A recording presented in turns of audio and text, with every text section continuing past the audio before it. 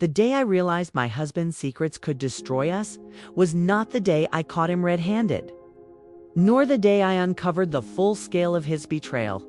No, it was an ordinary morning in September, the kind of morning when the desert light pours through your windows in soft gold, and the air smells faintly of sage and dust.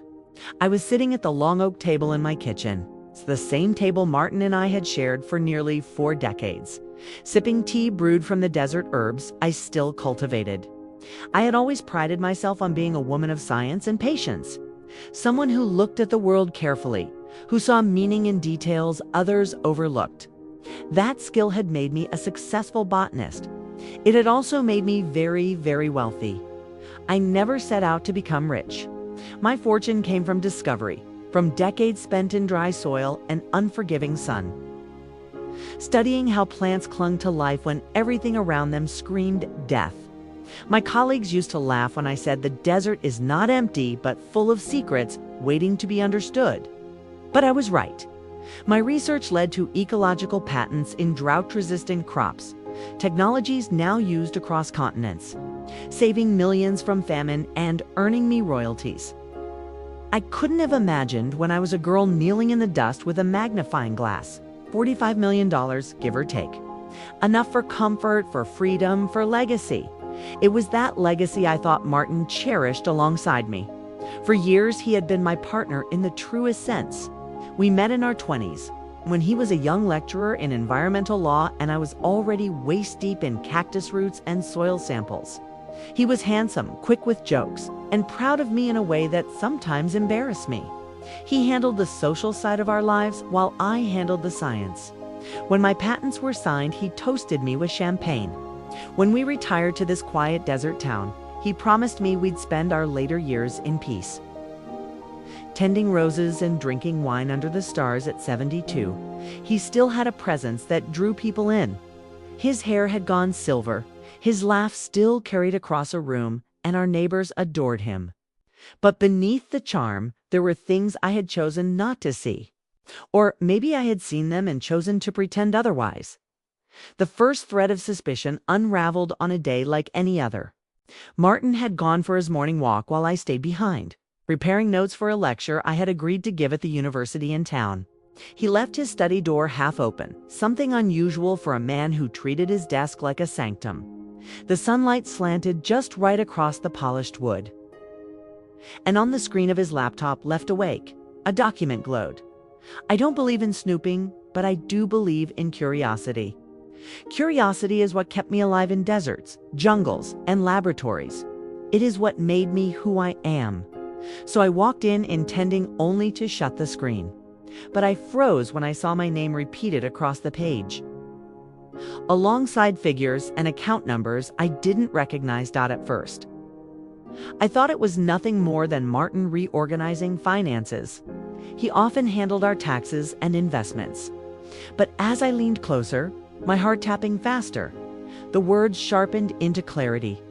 Transfers, holdings, shell companies, and a sentence that made my stomach turn cold once her signature is secured. The rest will be cleared discreetly. Her signature, my signature. I backed away from the screen as if it might burn me. The room seemed smaller, the air suddenly heavier.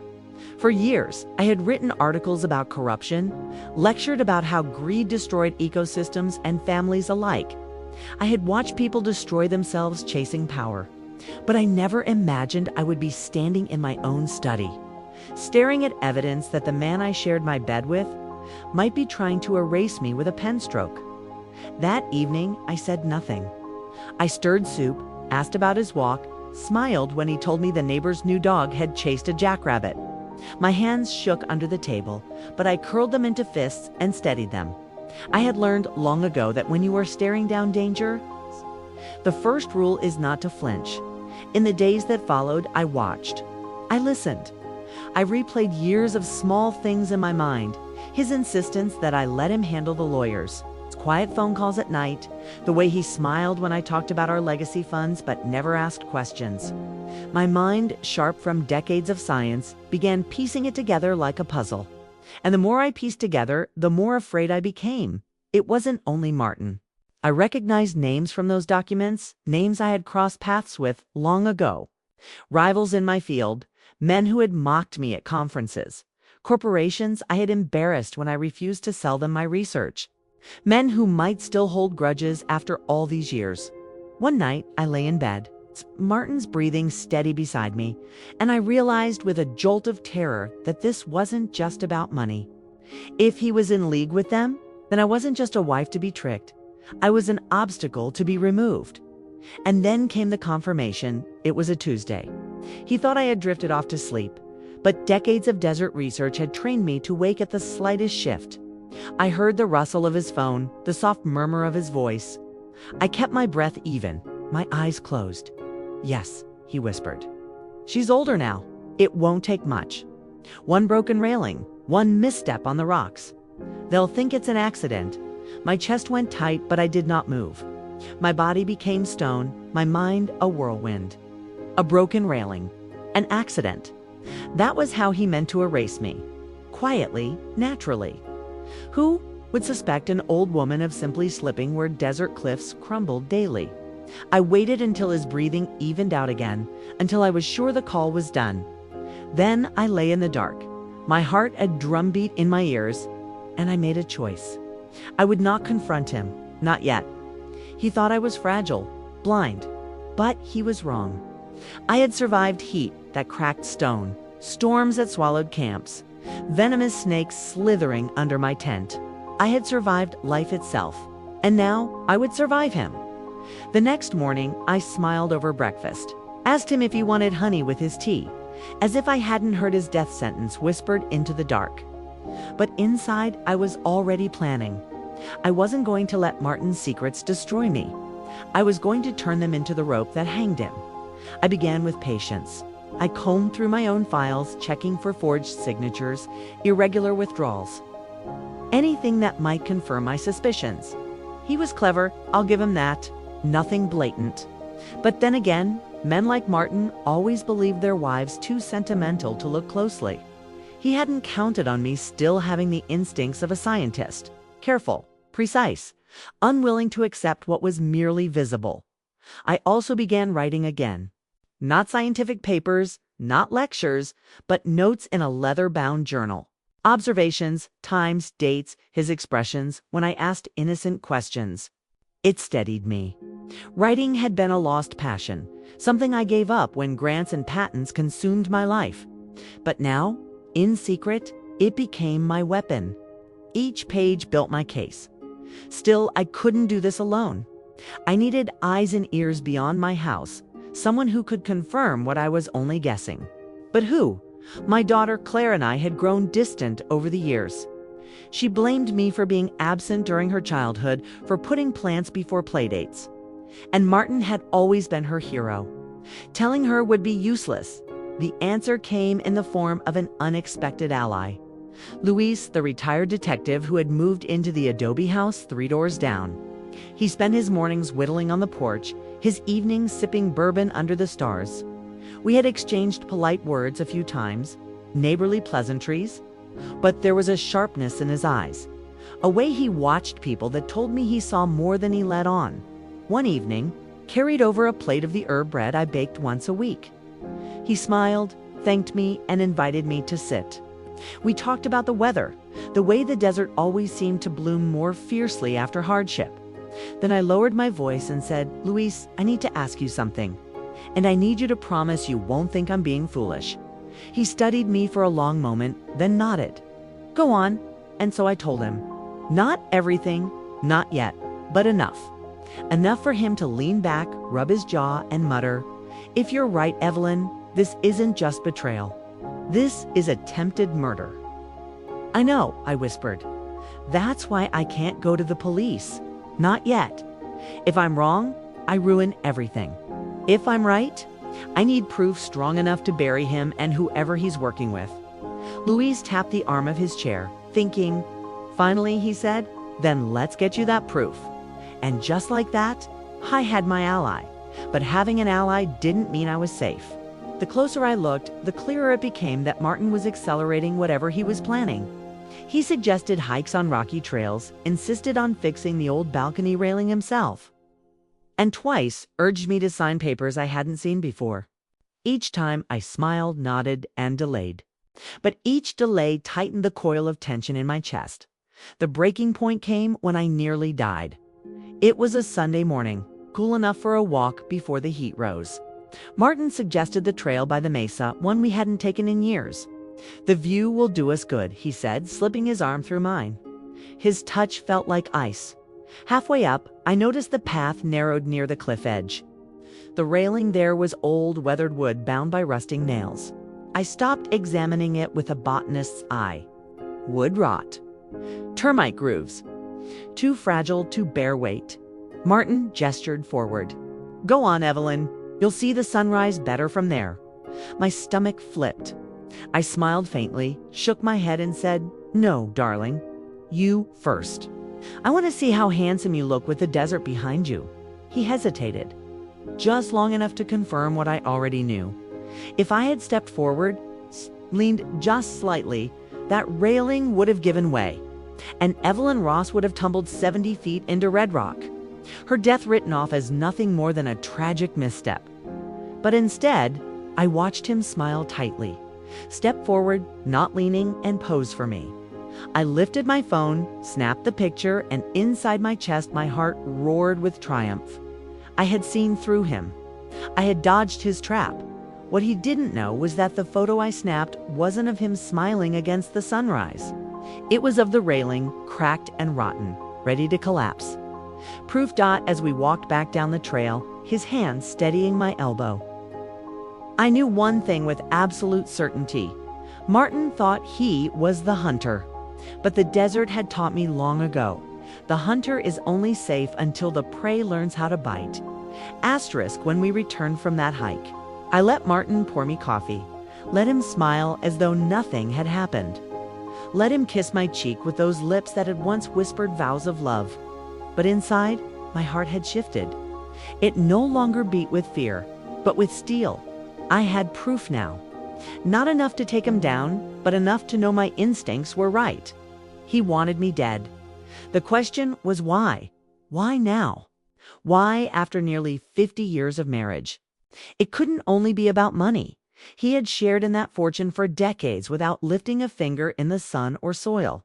No, there was something more, something urgent. Men like Martin didn't risk everything without a reason. I spent the next week watching him as I had once watched plants bloom under stress. I cataloged his expressions, his silences, the way he retreated to his study late at night. Twice I caught him slipping a USB drive into his pocket before leaving for errands. He came home smelling faintly of cigars, and Martin had never smoked a day in his life. That detail nagged at me. Cigars? I had known men who smoked them. Corporate men, old rivals. The kind of men who had once salivated over my patents and seethed when I refused to sell. Were they back? Were they here, in my town, sitting in some hotel suite with Martin, plotting my erasure? I couldn't confront him, not yet. I needed more, Luis agreed. When I told him about the cliff railing, his jaw tightened, and he muttered, "Classic staged accident." He's moving fast. He offered to shadow Martin discreetly, but I knew Martin would recognize him eventually. Instead, I suggested something else. "My granddaughter," I said, the words tasting unfamiliar. "Sophia. She's a data analyst, lives 3 states away. We haven't spoken much in years, but if anyone can trace his financial strings, it's her." Luis raised an eyebrow. "Can you trust her?" I thought about it for a long time.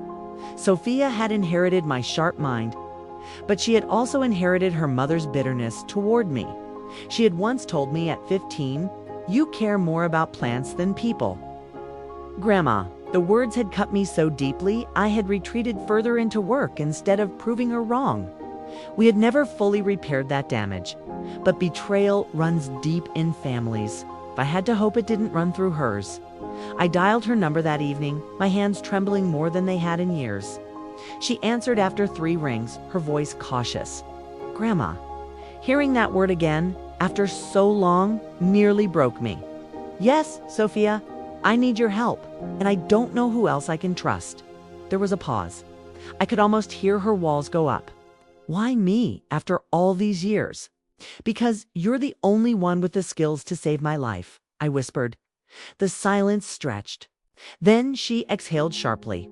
"Tell me everything." And so I did. By the time I finished, her tone had shifted from suspicion to ice-cold focus. "Send me whatever you can. Documents, dates, names. Don't email. Write them down and mail them old school. He's probably watching your digital footprint." I smiled faintly. That's exactly what I was thinking. For the first time in years, I felt the spark of our shared blood, our shared way of seeing the world, analytical, strategic survivors, while Sophia dug into digital trails from afar. Luis and I focused on the physical. He tailed Martin a few times, careful to stay invisible. What he reported back chilled me. He met with a man at the hotel on Route 14, bald, expensive suit, Cuban cigar. I recognized him, Evelyn. His name's Victor Hale, used to run acquisitions for a biotech firm. Ruthless son of a bitch. Your name came up in investigations years ago. Companies that wanted your patents but couldn't get them. Looks like he's back. And he's got your husband on his payroll. Asterisk, I gripped the edge of my kitchen counter so hard my knuckles went white. Victor Hale, I remembered him. Slick smile, aggressive handshakes, the kind of man who thought women in science should smile and stay quiet. He had tried to buy my research in the 80s. When I refused, he spread rumors, tried to undercut my credibility. He had vanished after a scandal involving bribes. But men like Hale never truly vanish. They wait. They fester. And now he was in my town. Sophia's findings arrived in the mail a week later. It's tucked into an envelope that looked like nothing more than a birthday card.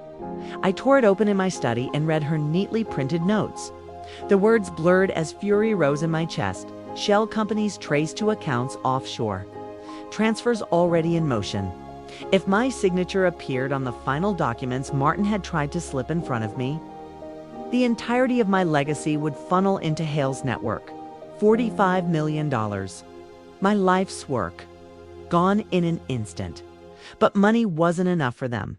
No, they needed me gone because I was the only one who could challenge the legality of the transfer. Dead, I was silence. Alive, I was resistance that the pressure tightened around me. Martin's smiles grew wider, his touches more frequent, as though overcompensating. He insisted we host a dinner party for old friends, something we hadn't done in years. The idea made my skin crawl. I could imagine Hale's men mingling with my neighbors, scouting, watching. Asterisk, I agreed anyway. Sometimes, the best way to protect yourself is to let the snake believe you haven't noticed its fangs. The night of the party, I wore my emerald shawl, the one Martin had always said made me look regal. I let him pour me wine, let him beam at our guests. But my eyes scanned the room constantly. And then I saw him. Victor Hale, standing in my living room as though he belonged there, laughing with Martin. A cigar stubbed out in the garden tray. Our eyes met across the room, and for a heartbeat, time froze. He smiled. That same smug, predatory smile I had last seen decades ago. "Evelyn Ross," he said, striding over. Still as sharp-eyed as ever. I wanted to spit in his face, but instead I smiled sweetly. "I thought cockroaches only came out at night." He laughed, but there was a flicker in his gaze. He wasn't used to women my age still biting. All evening, I played hostess while my insides boiled. I watched him and Martin whisper in corners, their heads bent close. At one point, Hale clapped Martin on the back and said loudly, "To the future, old friend." I raised my glass, but inside I promised myself. The only future they would see was behind bars. The near-death blow came 2 nights later. Martin suggested a drive into town. Said he wanted to take me to the art gallery opening. We drove down the winding desert road, the stars blazing above us. Halfway there, he slowed near a curve where the guardrail had been under repair for weeks. I glanced at him and saw his knuckles white on the steering wheel. "Martin," I said quietly. He looked at me, startled. "Do it," I whispered. "Go ahead. Drive us off the road. Isn't that the plan?" His face drained of color. The car swerved slightly before he steadied it. He didn't answer, didn't deny it. The silence between us was louder than any confession. I leaned back in my seat, my voice calm. "You're not as clever as you think, darling. You married a woman who knows how to survive desserts. You should have remembered that before you brought snakes into my house." We rode the rest of the way in silence. At the gallery, he pretended nothing had happened. But I knew now without a shadow of a doubt, the clock was ticking.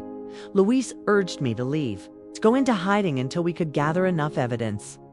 But I shook my head. If I run, he wins. No, I'll let him think I'm blind a little longer. And then, when the time is right, I'll cut his throat, not literally, but legally. I'll make sure when he falls, it's forever. The time came sooner than I expected.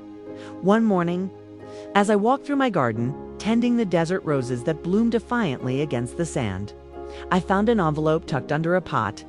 Inside was a note written in block letters. "Stop digging or you'll regret it." My hands trembled, but not with fear. With fury, they thought intimidation would work on me. After all, I had survived. I laughed out loud, the sound startling a pair of quail into flight. No, they had underestimated me again. That night I called Sophia. "It's time," I said. "We set the trap." Asterisk, we didn't plan theatrics. There was no cloak and dagger fantasy in my head that morning, only a farmed-out, patient engineering of truth. My life as a botanist had taught me to coax secrets from soil. You observe, you test, you wait for evidence to appear in the smallest of signs. That scientific patience translated perfectly into the kind of slow, steady work I needed to bring Martin down. It was not a race. It was a careful harvest. Sophia moved into the guest room for a while, practical, efficient, surprisingly tender when she hugged me goodbye the first day and admitted it still felt strange to be back in my house. She arrived with a narrow laptop case and a very modest smile for the roses in the courtyard that had survived the dry months. Her presence was a bomb and a machine at once. She began by cataloging everything I handed her, digitizing only the safest copies, sending redacted notes by courier when necessary. "Grandma," she said the second afternoon, fingers flying, "your husband's pattern is clever, but sloppy. He underestimated how much of his life you'd buried in hard copies." She glanced up and I saw the old girl from my memory, curious, impatient for truth, untamed. She had the analyst's hunger and the familial impulse to make things right. It set a strange warmth in my ribs. We built the trap in pieces. Luis, who had been shadowing Martin in the polite way, retired detectives Duane, occasional passing at the cafe. A friendly hand at the grocer brought Kraft to our side. He had contacts, eyes, a network of men and women who owed him things. He helped secure a local magistrate's understanding, a promise that if we could produce reasonable suspicion, the wheels of law would turn quickly. We were careful not to ask for police action until we had undeniable evidence. We knew the legal world loved to perform in slow motion. We would not allow their sluggishness to cost us safety. Sophia did the math. She traced shell companies and account routes long into the night, finding the invisible thread that connected my name to transfers abroad. 2 vaults tucked under corporate smoke can mirrors. She found the digital breadcrumbs Martin had left, the innocuous login times, the repeated pattern of transfers just after he and I had argued about getting my affairs in order. She pulled the thread and found the seam. A private trustee in Geneva, an intermediary in Dubai, a final stopping place in a small bank. I'd never heard of that made its living on secrecy. What surprised me was one small thing Sophia uncovered by accident: a recurring payment from Martin's account to a numbered corporation in the Cayman Islands coincided with an expense lodged in his notebook labeled garden restoration. That was the sort of stupidity men like Martin made hiding a wire transfer behind, something as domestic as a box of roses. It told us he was careless when he thought affection would conceal his greed. With each discovery came the need for physical confirmation.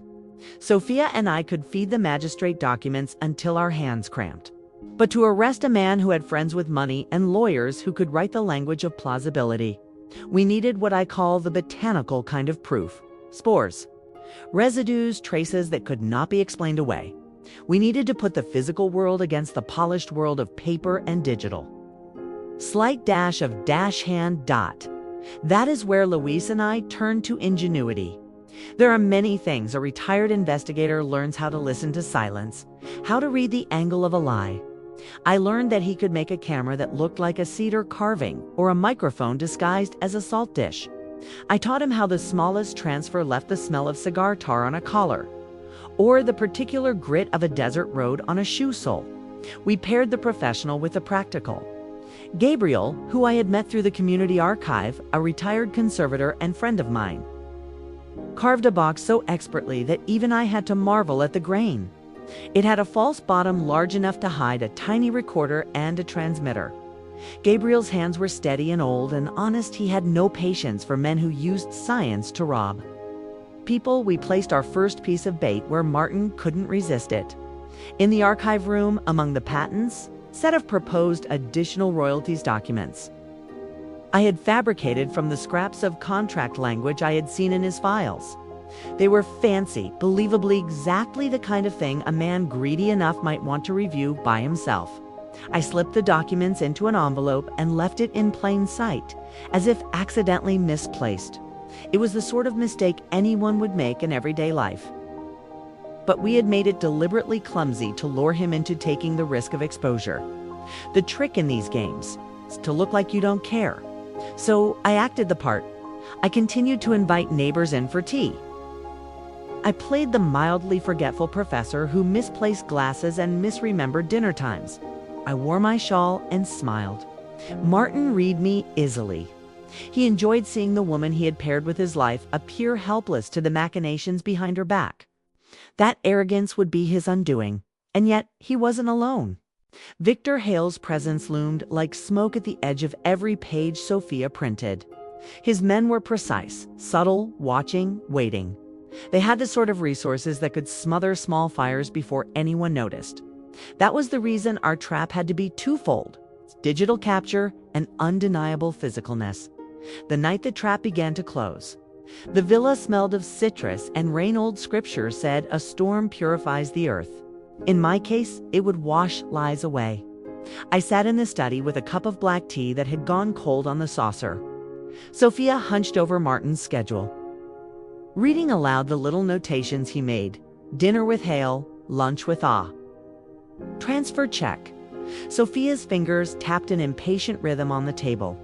Luis, who had been patched into our plan like a steady kettle, checked the battery seals on the tiny recorder with the same care I took when splicing root samples. Gabriel placed the carved cedar box on the shelf, looking like a thing of beauty instead of a baited device. It was simple. As all good traps are, we let greed do the reaching. We let the men blind themselves with the surety that our hostess was an easy mark. We had manipulated the appearance of weakness so that male arrogance would do the rest. On the third night after we placed the false documents, Martin came down to the archive alone. I felt his absence at dinner as a small, cold thing in my chest, but I smiled through the evening. He had done this before, slipped out for business he did not want us to witness. This time he had slipped into our web. Luis sat in the garden with his old Beretta by his side, though he'd promised he'd never use it except in testimony. He'd shadowed Martin until he saw him walk the shortcut that led to the archive door. Sophia monitored the live feed from a laptop hidden in the guest room. Gabriel, who insisted on staying close to the carved box in case the wiring needs a miracle, watched like a hawk. I paced in the sitting room as if rehearsing a line I would never say. The recorder captured everything. Martin's footfalls were soft. His voice was a whisper when he rifled through envelopes. The microphone picked up his muttered curses when he didn't immediately find the papers where he expected them. He found them at last, the envelope we had made to look like an accountant's oversight. He could not keep the greed from his face. It was a small human greed, and that made it all the more fatal. I remember the exact syllable he said when he slid his lips around the paper like a man tasting victory. Finally, he breathed. The tape had him his breath, his touch. the grateful grunt he let out when he stooped to slip the envelope into his coat. But nature, in her infinite patience, sometimes gives you one more twist. Martin was clever enough to suspect watching. He did what a clever man does and covered his tracks. When he left the archive, he spoke into his sleeve, slow and carefully. "Stage B," the recorder caught him say. "If they've wired the box, burn it. We move tonight." The panic that should have seized me was oddly muffled by a scientist's calm. We had him. We had his greed, his movement, the tape. But he had also activated alternatives. Men like Martin don't have a single plan. He had contingency. He had friends who could buy fire in a moment. We moved, then our legal contact in Tangier was on standby, and we had a magistrate's bind for a search if needed. Louise, Sophia, Gabriel, and I carved into motion. We called the magistrate with a report of suspicious activity near the archive, enough to secure a quick warrant. The men in dark suits from a regional law office arrived not long after, faces blank, etiquette masked as sympathy. It was there, in the archive, that the first twist slithered out of the woodwork. We burst in sorry to make a theatrical entrance, but necessity demands clarity and found not just Martin, who had the envelope, but also had managed to place a lighter and an accelerant near the carved box. He had planned destruction. His eyes flashed when he saw us, and for a second I saw the man I'd married and wanted to pity him. Then the iron in me hardened. "Evelyn, you don't," he began, stammering through excuses as if he were giving a lecture and needed time to find the right citation. Louis stepped forward. His old detective hands had no patience for lies. He placed Martin in handcuffs as casually as a man might clip a leash. Martin's protest ricocheted off the archive walls. We breathed briefly. The recorder was in evidence, the accelerant documented. Sophia's analysis showed the transfers. The magistrate smiled, the small smile of a man who finally held leverage. We had our man, and it felt, for the first time since the study door glowed with betrayal, like relief. But life does not like easy endings. There is always a molecule of chaos ready to rearrange the plan. Victor Hale had more ways than one to make trouble. He was not the sort to send a hired hand to set a parcel alight. He sent a lawyer first. The phone calls began immediately, all hours, strange legalities, delays, questions about jurisdiction. We expected stone throwing. What we did not expect was the second twist. A court injunction cutting short the immediate seizure of certain accounts on grounds of procedural irregularity. The bank in Geneva issued a hold on the paperwork until its lawyers could review the compliance documents. Meanwhile, an anonymous complaint against the magistrate's warrant appeared, done with exquisite timing. It was then I realized the thing Martin had feared more than arrest. Not being the only man implicated in a great theft. If he'd been in over his head, the men higher up Hale and his silent partners had the ability to muddy the water. And when water gets muddy, juries get tired and magistrates get cautious. The world is built that way. Wealth makes process slow, and process protects those with resources.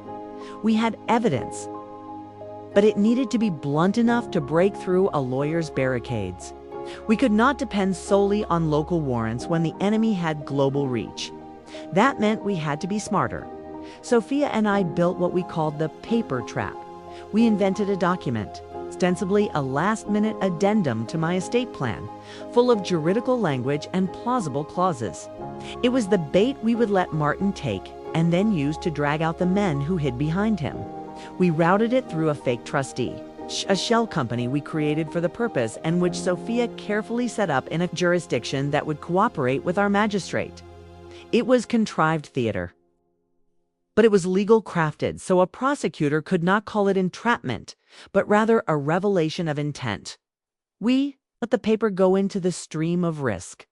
The plan was to let Martin move on it, let him expose his connections. But just as the net was taut and waiting, we felt the floor shift beneath our feet. Someone inside the magistrate's office leaked our intent to a journalist. The story landed in the paper, "Local Philanthropist's Estate Under Scrutiny." The headline made the neighbors queasy. Relationships in small towns are brittle and rumor loves a crack. We had aimed to pull a theater full of men into view, but we had also exposed ourselves to the court of public opinion. I sat at the kitchen table and let the paper tremble in my hands. I had thought I loved anonymity. I had not realized how much the quiet had protected me. The press had the power both to help and to harm. Sophia watched the news feed and cursed. They will rally the men. Hale will use this to claim victimhood. She was right. We needed to control the narrative to corral the story while keeping the evidence airtight. We were playing a risky game of shadows. Then came the sting that should have been our coup de grace stand, instead became the cruelest twist yet. We had arranged very quietly, with Louise treading lightly, to have Martin followed to a private banking meeting in Casablanca. The man he met was not Victor Hale, but a quieter, more dangerous presence.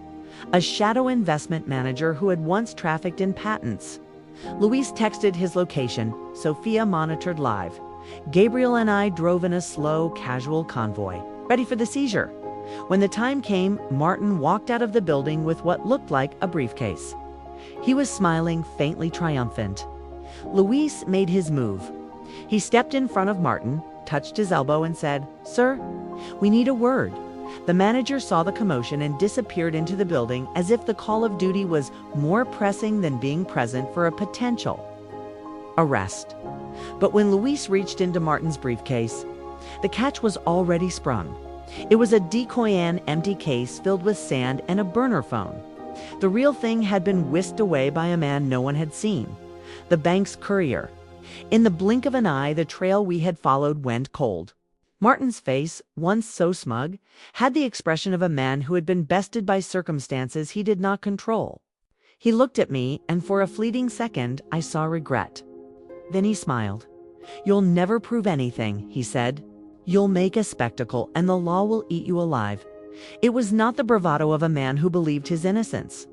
It was the quiet certainty of someone whose patron had promised to rewrite consequences. And so, what we thought would be the last act of a play became another scene. A twist. Martin had hands both in his pockets and above his head. He had made plans for the trap and for the counter-trap. It reminded me of studying ecosystems where one predator's plan is always countered by another's adaptation. The web had layers I had not expected.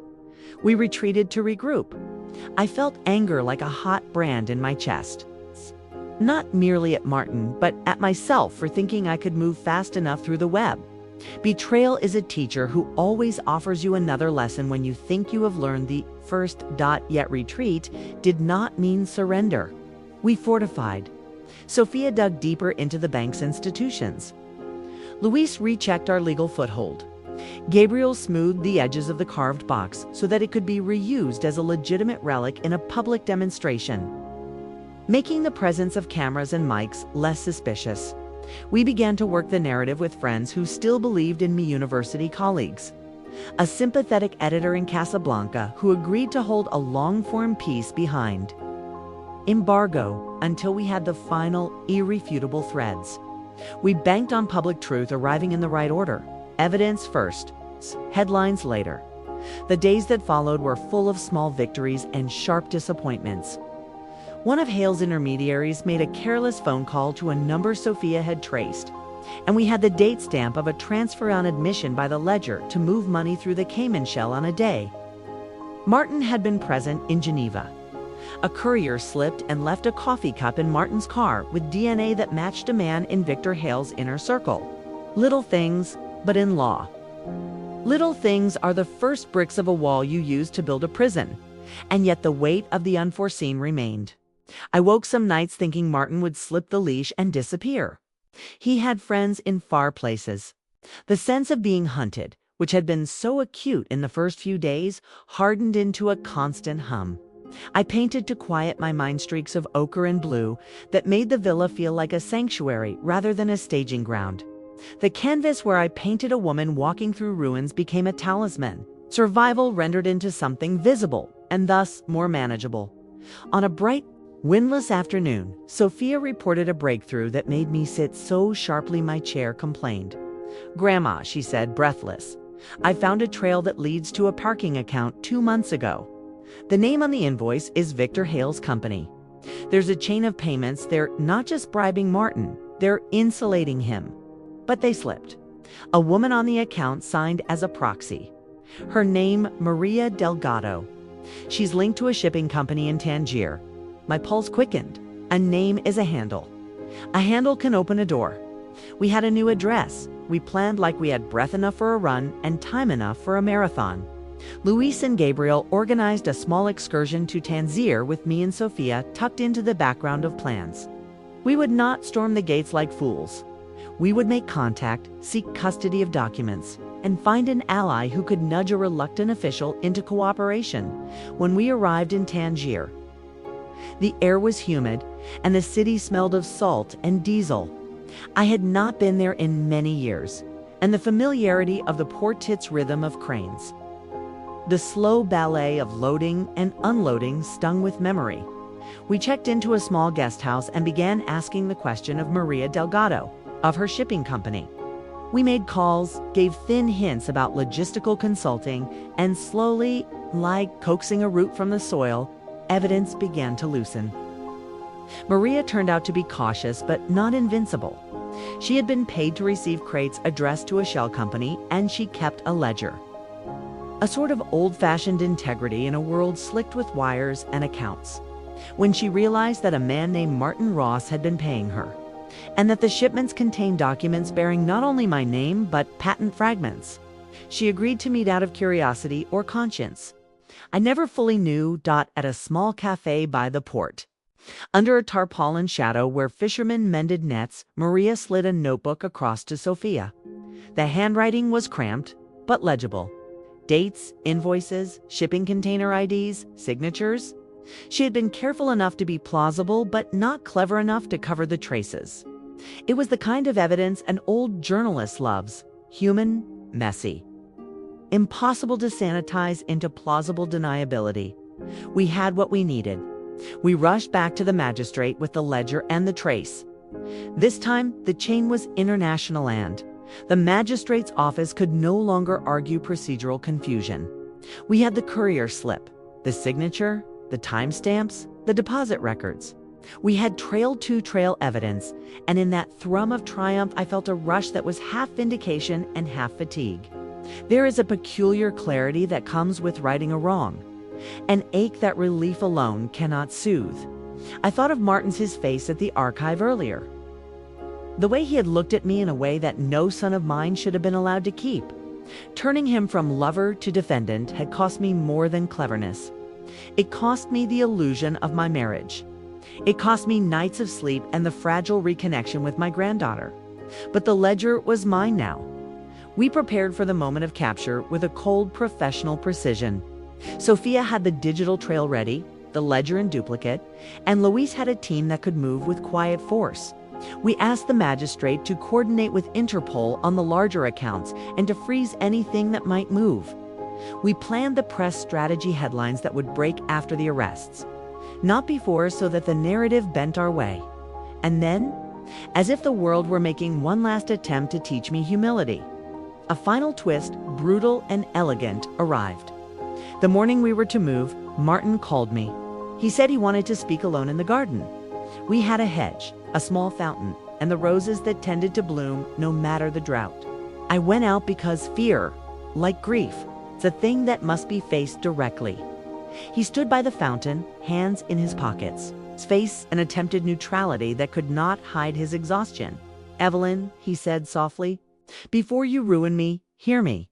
I did it for us, for our future. For a life where you wouldn't have to lift a finger and some investors wouldn't turn your work into a commodity. You don't understand the world of men like Hale. They don't ask, they take. I thought I could play them, make them pay me for staying out of my wife's work. I misjudged them." His voice, practiced or not, wound itself around the memory of a life we had shared. For a second, I could have swallowed and pretended to be fooled. But the record speaks. The ledger speaks. The lighter near the box speaks. And he had spoken conspiratorially into his sleeve. "Save it," I said, my voice hard as folded paper. "You plan to end me. I watched him for any flash of regret, any hint of tenderness that might redeem him. His eyes were gray as stones, and for a heartbeat I saw the little lecturer who used to bring me sandwiches at field sites. That man was gone. He looked away. "Maybe," he said. "I wish I had done it differently." That afternoon, a team moved. Not only local police, but international investigators coordinated a series of actions in Geneva, Tangier, and our own sleepy town. The arrests were swift, quiet, and theatrical in their own understated way. Victor Hale's men were named. Addresses were sealed. Assets frozen. Martin's hand in the briefcase at the bank no longer mattered because the courier ledger in Maria's handwriting had opened the door to the rest. We watched it unfold like a documentary. The slow truth arriving in public forms. Yet the last twist, the final one that felled something inside me, was not legal. It was human. At Martin's arraignment, while lawyers negotiated bail and cameras strained like vultures, my daughter Claire arrived. She had flown in without telling me. And when she saw me standing there with Sophia and Luis, I expected anger, and then, perhaps, a fragile embrace.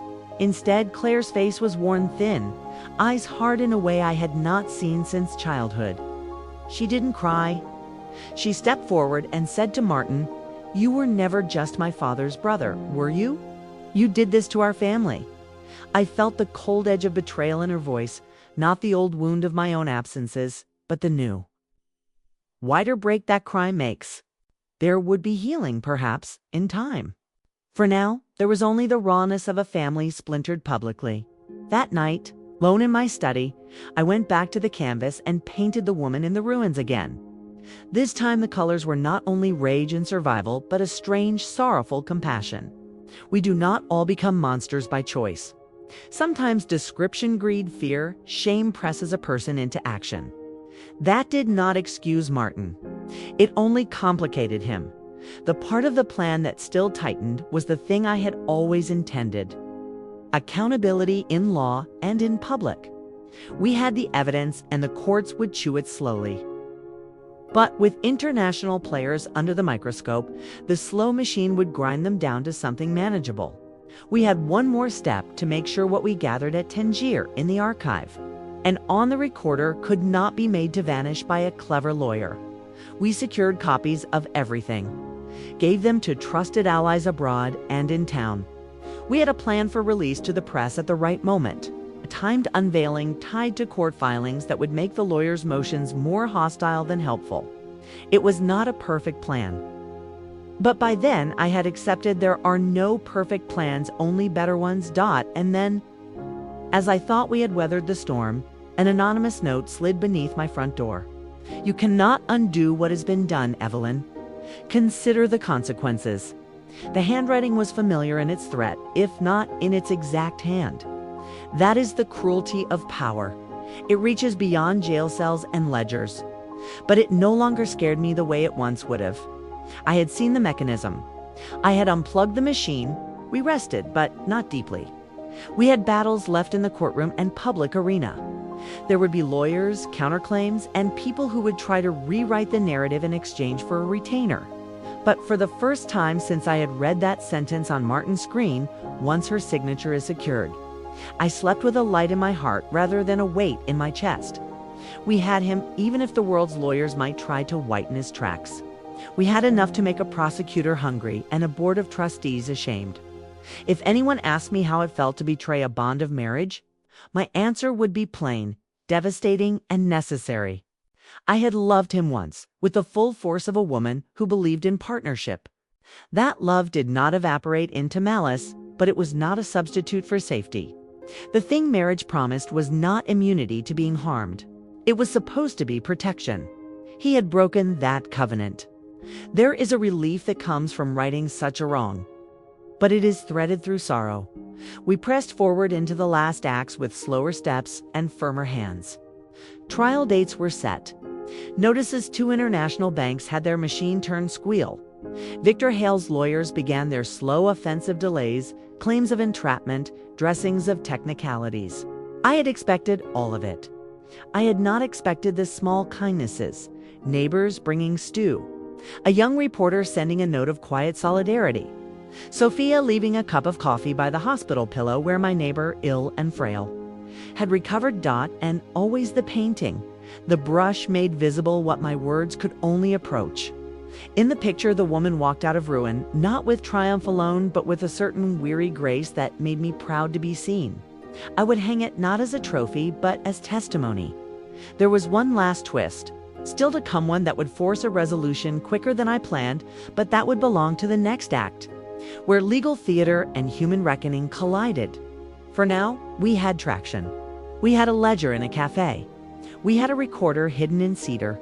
We had a granddaughter who had forgiven the past and chosen the present. And most dangerous of all, we had the will to finish what we started.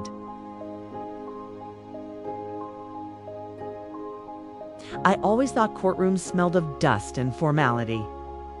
But when I walked into the one that would hold Martin's trial, it smelled faintly of bleach and coffee. The benches were wooden, polished by decades of people shifting nervously, and the high windows let in a square of sunlight that fell across the prosecutor's table. To me, it looked like the world trying to remind us that truth can shine even in the stale air of procedure. Martin sat a few feet away, his hands cuffed loosely, his tie too neat for a man accused of fraud and conspiracy. He had aged in the weeks since his arrest. His face was thinner, his eyes rimmed red. And yet, when he turned his head and looked at me, he gave the faintest smile, half mocking, half pleading. Once, years ago, that smile had been my comfort. Now it was the mask of a man who thought he could still charm his way out of consequence. The first days of testimony were technical. Sophia's analysis appeared on screens projected into cold clarity. Bank transfers, timestamps, electronic signatures. She explained it all with the composure of a seasoned expert, her voice crisp and assured. She looked younger and stronger than I had remembered her as a child. And I sat there, chest swelling with pride. Knowing the world could not doubt her, Luis took the stand too, recounting how he'd followed Martin into the archive. The accelerant near the cedar box, the whispered command into his sleeve. His voice was steady, his body leaning just slightly forward as if he were still on a stakeout. The jury watched him with fascination. They respected men who spoke with quiet certainty. Then it was my turn. I stepped forward slowly, my hands gripping the edges of the witness stand as though it were the railing of a ship. The prosecutor asked me to recount what I had seen, what I had read, what I had felt. My voice quivered at first, not from fear, but from the sheer weight of memory. I told them about the night I found the phrase "once her signature is secured," about the cold knife in my chest when I realized the man who shared my bed was preparing to erase me. I did not shout. I did not dramatize. I spoke as a botanist, a woman who had spent her life cataloging and observing, who knew the difference between conjecture and evidence. I told them of the cedar box, of the fabricated envelope, of Martin's voice whispering stage B, and then I let silence do the rest. Sometimes silence is the loudest testimony of all. The defense tried to fracture us. They painted Martin as a devoted husband who had been tricked by others, a man whose rough bookkeeping was misconstrued as fraud. They brought in a psychologist who spoke of midlife desperation and fear of poverty. They even tried to paint me as forgetful, a 70-year-old woman whose memory was not to be trusted. That last part almost broke me, almost. But when the defense attorney smirked and asked, "Mrs. Evelyn Ross, do you sometimes forget where you've put your glasses?" I leaned forward and said yes, but I don't forget betrayal. The jury chuckled softly. The attorney's smirk vanished. That was the turning point. I felt it ripple through the room like wind shifting sails. But the biggest twist came not from Martin's lawyers, or from Hale's silent influence. It came from within my own family. Claire, my daughter, who had flown in for the arraignment and spoken so sharply, was called to testify. She had not been directly involved, but the defense had subpoenaed her, hoping to sow doubt. I sat rigid as she took the stand, my heart pounding. She spoke softly at first, answering questions about her father's habits, about our strained relationship, about the nights she remembered him working late. Then came the question that nearly toppled me. Would you say your mother has always been stable, The word landed like a slap. Claire hesitated. I held my breath. Then she looked at the jury, straight and unwavering, and said, "Stable. My mother raised me while running botanical fieldwork in places most people wouldn't dare to sleep. She rebuilt her life when she had nothing. If that's not stability, I don't know what is."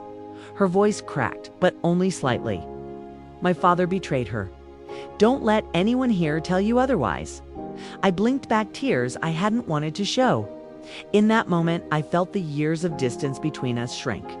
She had chosen truth over bitterness. That, more than any verdict, was my first victory. The trial stretched into weeks. Hale's name floated in and out, sometimes present in whispers, sometimes erased by objections.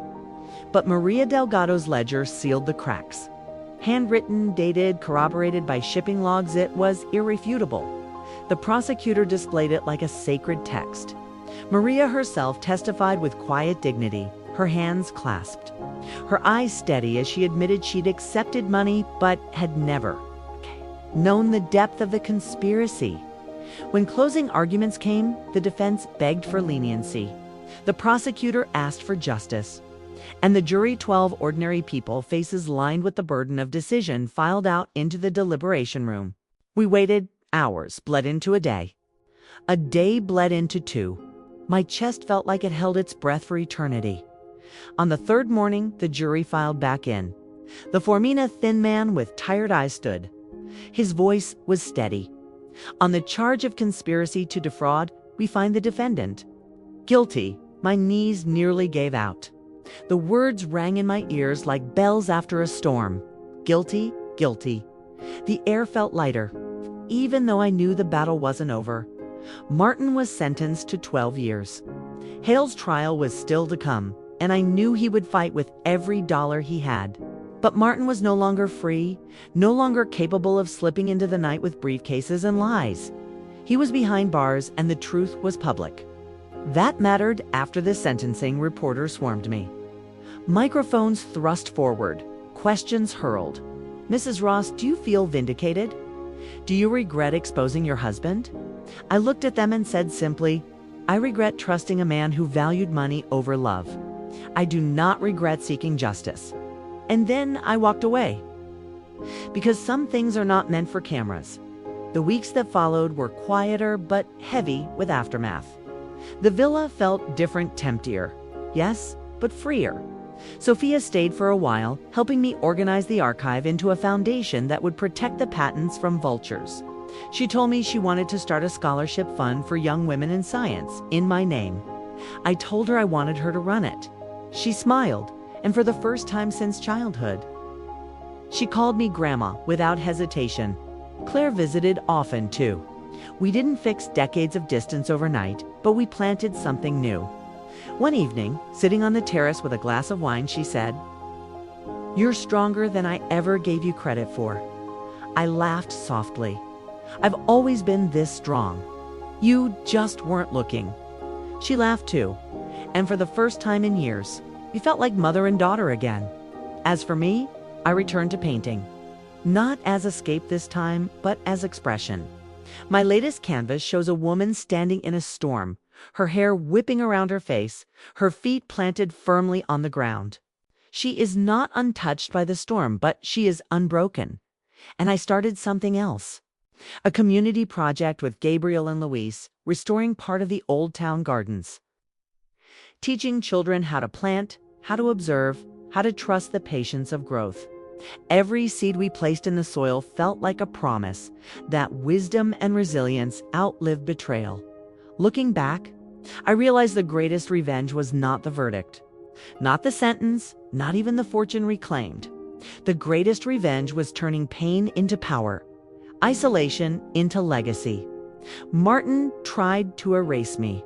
Instead, I became more visible than ever. To those of you listening now, yes. You, sitting at your desk or in your kitchen, wondering how betrayal can feel survivably, say this. Betrayal may shake you, but it doesn't have to end you. Sometimes, it's the very thing that forces you to discover just how indestructible you really are. So subscribe if you haven't already. Share this story with someone who needs to hear it. And tell me in the comments, have you ever turned a betrayal into your own triumph?